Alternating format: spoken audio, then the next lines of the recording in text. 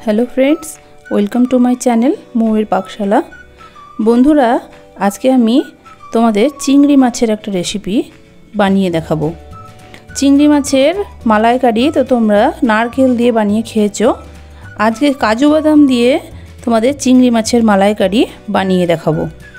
तो रेसिपिटा खूबी खेते भालो हय, एकदम इउनिक एक रेसिपि, खूब सहज पद्धतिते आमी बानाबार चेष्टा करेछि जाते नतून जारा राधुनी ताराओ एटा बानिये खेते पारे। तो आशा करछि भिडियोटा तोमादेर खूबई भालो लागबे, रेसिपिटाओ खूब भालो लागबे।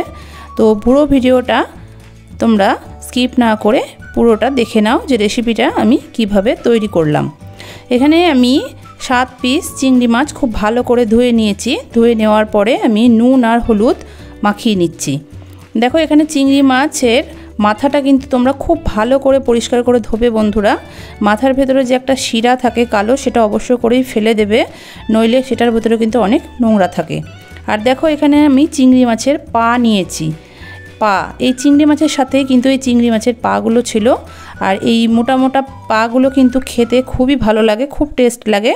তো তোমরা অবশ্য করেই যে এইরকম যদি মোটা মোটা চিংড়ি মাছের পা তোমরা পাও তো অবশ্যই রান্না করে একদিন খেয়ে দেখবে। তো নুন হলুদ মাখিয়ে কিছুক্ষণের জন্য রেখে দেব।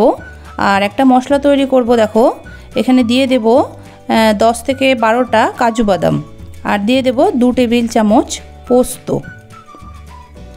আর এখানে 3টে কাঁচা লঙ্কা দেব। ঝালটা অবশ্যই তোমরা তোমাদের পছন্দ মতন দিয়ে দেবে। আর জল দিয়ে এটার একটা মিহি পেস্ট তৈরি করে নেব। একদম খুব মিহি করে এই পেস্টটা আমি বানিয়ে নেব। এবারে আমি কড়াই বসিয়ে কড়াইয়ে সরষের তেল গরম হওয়ার জন্য দিয়ে দিলাম। এই রেসিপিটা সরষের তেলে খেতে বেশি ভালো লাগবে। যদি তোমরা কেউ সরষের তেল পছন্দ না করো সাদা তেলেও এই রেসিপিটা বানিয়ে তোমরা খেতে পারবে। তেলটা খুব ভালো করে গরম করে নেওয়ার পরে গোটা কড়াইয়ে আমি তেলটাকে একটু স্প্রেড করে দিলাম। তারপরে নুন আর হলুদ মাখানো চিংড়ি মাছগুলো আমি ভেজে নেব। তো গ্যাসের ফ্লেম মিডিয়াম টু হাই রেখে চিংড়ি মাছগুলো ভাজতে হবে, কিন্তু খুব বেশিক্ষণ চিংড়ি মাছ ভাজবে না বন্ধুরা তোমরা। চিংড়ি মাছ কিন্তু খুব বেশি ভাজলে শক্ত হয়ে যায় আর তার টেস্টটাও কিন্তু একদম খারাপ হয়ে যায়। তো মানে মিনিট 2 থেকে 3 এক পিঠ ভেজে নেওয়ার পর আর এক পিঠটা উল্টে দেবে। এইভাবে 2 করে 4 মিনিট ধরে চিংড়ি মাছটা একটু ভেজে নেবে। ভেজে নিয়ে তোমরা তেল থেকে তুলে নেবে, এর থেকে বেশি আর ভাজবে না। তো দেখো লাল লাল করে আমার ভাজা হয়ে গেছে, চিংড়ি মাছগুলো ভেজে নিলাম। বাকি চিংড়ি মাছগুলো আমি ওই একইভাবে হালকা করে করে ভেজে নেব। 2 মিনিট করে আমি চিংড়ি মাছগুলো ভেজে নেব। খুব কড়া করে চিংড়ি মাছগুলো ভাজবো না। আর চিংড়ি মাছের যে পাগুলো সেগুলো কিন্তু আমি ভেজে নেব, একটু ভেজে নেব। তো দেখো চিংড়ি মাছের পাগুলো কিন্তু ভাজার পর কেমন লাল লাল হয়ে যাচ্ছে। এরকম লাল লাল কালার হয়ে যাওয়া পর্যন্ত পাটাকেও ভেজে নিতে হবে। তো সমস্ত চিংড়ি মাছ আমার ভেজে তুলে নেওয়া হয়ে গেছে। এবার ওই চিংড়ি মাছ ভাজা তেলেই ফোড়ঙে দেব 4টে লবঙ্গ, 3টে এলাচ আর 2 টুকরো দারচিনি। এটা ফোড়ঙে দিয়ে দেব। ফোড়ং থেকে খুব সুন্দর একটা গন্ধ বেরোলে তখন আমি এখানে দিয়ে দেব যে বেটে রাখা মশলাটা আমি করে রেখেছিলাম আগে থেকে, কাজু বাদাম, পোস্ত আর কাঁচা লঙ্কা, সেই মশলাটা দিয়ে দেব। এই রেসিপিটা খেতে কিন্তু দুর্দান্ত লাগে, একদম ইউনিক একটা রেসিপি চিংড়ি মাছের। চিংড়ি মাছ দিয়ে তো অনেক রকম রেসিপি তোমরা বানিয়ে খেয়েছো বন্ধুরা, এই রেসিপিটা অবশ্যই একবার ট্রাই করো, দুর্দান্ত স্বাদের খেতে হয় এই রেসিপিটা। তো খুব ভালো করে মশলাটাকে একটু কষিয়ে নিচ্ছি। কষিয়ে নেওয়ার পরে দেখো মশলা থেকে যখন তেল ছাড়তে শুরু করে দেবে তখন তোমরা দিয়ে দেবে স্বাদ মতো লবণ আর 1/4 টিস্পুন মতন কাশ্মীরি রেড চিলি পাউডার।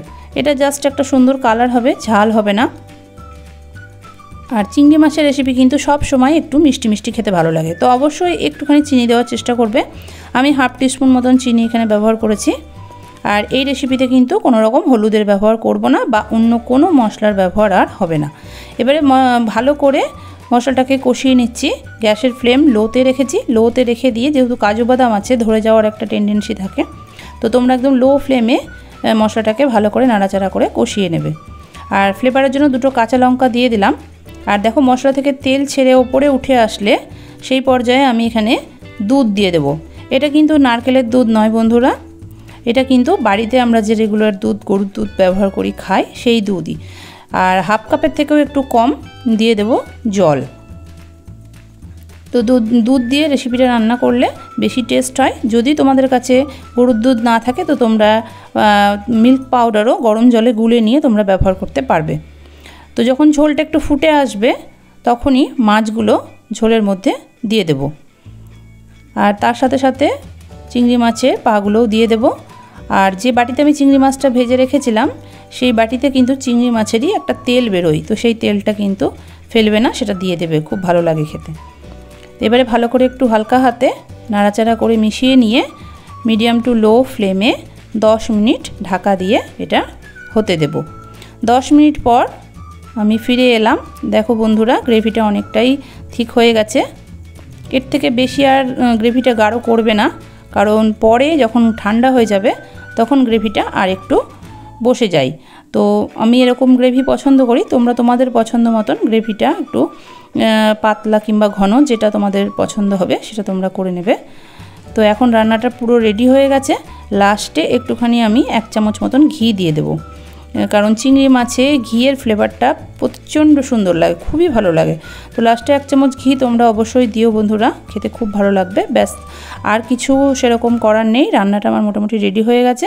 এবার ঢাকা দিয়ে কিছুক্ষণ স্ট্যান্ডিং টাইমে রেখে দেবো, তারপর তোমাদের পরিবেশন করে দেখাচ্ছি যে চিংড়ি মাছের এই রেসিপিটা কেমন হয়েছে। দেখো, তো অপূর্ব সুন্দর দেখতে হয়েছে, খেতেও কিন্তু দারুণ লাগে। গরম গরম ভাত, পোলাও, ফ্রায়েড রাইস সব কিছুর সাথে তোমরা এটা পরিবেশন করে অবশ্যই একদিন বাড়িতে বানিয়ে খেও।